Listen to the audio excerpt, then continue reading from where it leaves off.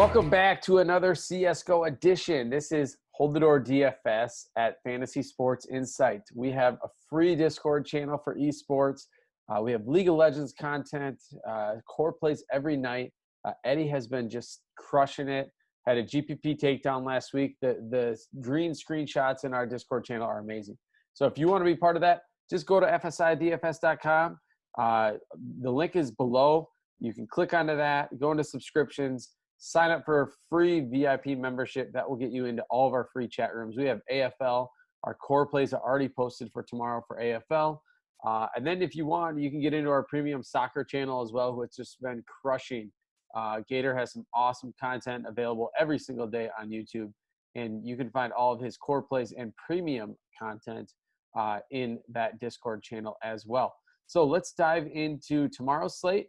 And actually, I'm going to first feature my sweat, my tilt, I don't know what you call it, losing a 1v1 in a head-to-head. I play 99% head-to-head matchups, except for I did play a three-man soccer 109 contest today. And the only reason I did that is because I saw one of the players I was entered into it was a no-badge player. And the only reason, so then in my mind, then it is a head-to-head. I'm figuring I have enough of an advantage on the no-badge player with my builds that it's basically a 1v1 for turning $109 into $300. So I liked my chances there, and it worked out.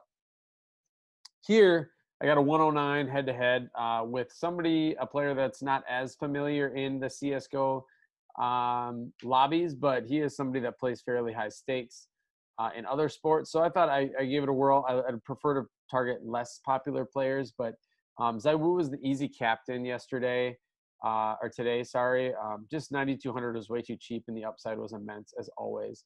And then I went down to RPK. I knew I needed at least one other Vitality. Shox was definitely cheap enough and obviously performed really well. But I just never love going 3 Vitality just because we know Zaiwu can just carry the team. And RPK played really well. Shox played really well on the first map and did not do anything on the second map. But that was enough. His 30-some point performance on the first map was enough to, net him 68.5 points over the whole match because he got all those rounds not played. 53 rounds not played. That's insane. So then I went with the two-man stack with 100 Thieves, JKS, and Jakim. Jakim played awesome in the first map, poorly in the second map. They still won. JKS was kind of the opposite. Wasn't that great on the first map. Was one of the top on the server on the second map. Liaz was kind of the play from 100 Thieves, but a little salty about that. Not somebody that I typically target. Team Liquid, I was a little bit bummed how Twist played. Obviously, in this matchup, we both had him, so it didn't really make a difference. But typically for his price tag, he performs a lot better than this, especially in a sweeping win. So I was a little bit shocked to see that. 4 assists is pretty low for someone like him. And just you usually would prefer to see the kill to death ratio higher than, a mere percentage point over 1. So that was my build. So I lost the 1v1 with Jakim and Shox by a point. So that's just the life you live when you play a lot of head-to-head, is that it can sometimes come down to a 1v1.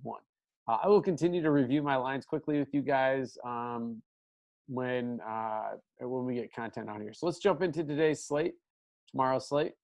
Our first matchup here is FaZe and Big. FaZe is the underdog currently. Now this line could definitely move before 11 o'clock tomorrow morning, but FaZe is the underdog right now against Big. Big has been playing phenomenal. We'll talk about that in the lineups, but this is what you're going to see in a lot of these matchups. The next one is Heretics versus OG. We haven't seen Heretics on the slate in forever. Feels like probably since Road to Rio. We do know they have a lot of high upside players, and it just seems like this definitely could be anecdotal, but Heretics seem to be in a lot of DFS-friendly game environments, less saves, overtime matches, things like that. And that's really hard to just predict, but I do think Heretics in general are a DFS-friendly team to target against and to play. Then we have EG, Evil Geniuses, coming in as an underdog against Furia, minus 135. Gen G comes in as an underdog against Cloud9, minus 130. It just feels like we've seen the same 4 to 6 North American teams playing. So whatever. I mean, it's fine. MIBR seems like they're most Slate's Furia. Well, that's just what we're going to get. But we're getting pretty familiar with them, and then we can kind of be more I don't know how you look at it. We can see the price differentials a little bit better when we see something increase, change. If is it worth it? Is it not? So phase and big. So let's start on the phase side. Nico coming in as the second most expensive player behind Maka for Heretics. I do think Nico will garner a lot of ownership at this price tag on slates that we don't have Zaiwu or Simple. People really like to go to him. I think he is going to provide a better floor for you than Maka, but Maka obviously has immense upside. So I think, though, his price tag, as we will get to next as an underdog, is just a little bit too expensive. I do think, Cold Zera at 6,600 is going to be very popular if people take the phase side of this matchup, along with Brokey at 7,200. So I think even as a dog, I think those prices are pretty appealing just because I think this is going to be a 3-map type of match. So obviously, I like the top 3 here. Bemis, I am not considering at all, and neither am I considering Rain. On the big side, Mr. Searson comes in at 8,600. I like him. I mean, it's really hard. He is a player that can just take over the server, take over the slate. I think when you're considering them being a slight favorite right now, I think that you will need to look into how that fits with your build. If 8,600 is somebody that you're looking for right there or not. And we'll get to the rest of the plays as well. But Searson, obviously, I like in a vacuum. Tabs has been playing really great. And Zenartes, I also love, who has been exceeding his value on every single slate, especially in big wins. So if you think big wins, I think Zenartes is one of your probably your best values, and Tabson is really nice price as well. Heretics, Maka at 10-2. Seems a little bit overpriced. If you look at his game logs, you're gonna see the hundreds. You're gonna see, but remember, look at these dates. This is all at Road to Rio. But he had the 106. But before that, this is how everybody got onto him. He had these insane 3-map games right here, and then this one against Complexity. I don't remember how many overtimes that went. A 92 kill. These are really outlier performances in terms of what you're going to consistently see out of a Counter-Strike Go player. But I think he's a great player, and he's a great player. But I think he's a little GPP and contrarian for me on a site like this as an underdog. If I'm going to target 2 players, I much prefer to target Nevera and Lucky for their price tags, but they're not somebody that I'm overly excited about taking here. On the OG side, I'm going to just dig into OG here quick with you guys. So let's look at OG against Heretics. And this is kind of the process. If you are looking to do some of your own research, this is what I typically do. So I get into OG, click on their team logo here, go down to stats. We want to go to all stats. If you're into checking out their map statistics, you can do that. Helps kind of predict where people are going to go with their maps. I do not want that complexity game. Not really sure what I clicked on there, but let's go to all stats for OG. And then what I really like doing is right here, this button that says replace context with lineup. And I know I've said this on other videos, but I can't stress enough how important that is to me if there's a big enough sample size. And we'll check that out here in a second. So 101 maps. I really like the sample size here. It gives me an idea over 100 maps. So you're talking 30 to 50 games, probably closer to 35, depending on if the sweeps or not. So Mantu obviously is clearly their best player, and we see that in his price tag, 9,000. Vlade at a plus 128 kill to death differential is clearly the second best player in the last 3 months, and Issa coming in as third. But look at the drop off to the 4th and 5th player. It's huge, minus 202 and minus 328. So cross those guys out. Don't even consider them. But if you look at Issa, how he's playing, and then you look at the price tags, Issa at 5,600 is definitely in play. I think that's where you can that's where you're creating some value right there is Issa. Mantu, I think, is going to be fine. Again, I'm just not as confident in OG. So, I mean, I think I prefer Searson for less. I think I prefer Nico for more. Blade is viable again, but maybe just too close to some other plays that I prefer. So, Issa, 5,600. Okay. Hasn't had very good, didn't play very well in what you're seeing here. But look at this is April. Okay. So now instead of you're looking at like 6 games, we just looked at the last 101 maps. So that's, more like 30 games. So I think Issa's underpriced here, and I like him as a value play. Let's go to Furia and EG. Start on the favorite side. Furia is always not getting the respect from DK. Now, I do think this is a much closer matchup than they've had in the past. So I do think the price tags shouldn't be that exceedingly high. But Chaos Serrato, Henny, and Yuri are my 3 favorite targets always. It's pretty easy.